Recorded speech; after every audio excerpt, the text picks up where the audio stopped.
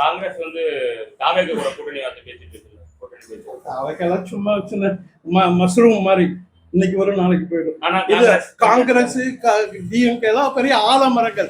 நாளைக்கு வெயில் அரைச்சிச்சுன்னா தாவைக்கெல்லாம் காஞ்சி போயிடும்.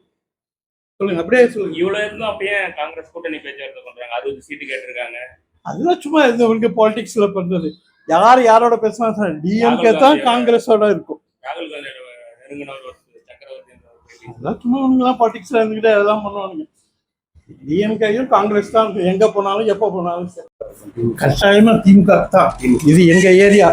நாங்க தான் ஜெயிப்போம், ஜெயிச்சுக்கிட்டே இருக்கோம், ஜெயிச்சுட்டே இருப்போம். எதனால திமுக? எங்க நான் பிறந்ததுக்கு முன்னாடியில இருந்தே இங்க திமுக தான். எங்க ஊர் ஆள் அவரு கலைஞர். நான் படிச்ச அதே ஸ்கூல்ல தான் படிச்சாரு. நானும் அவர் படிச்ச ஸ்கூல்ல தான் படிச்சேன்.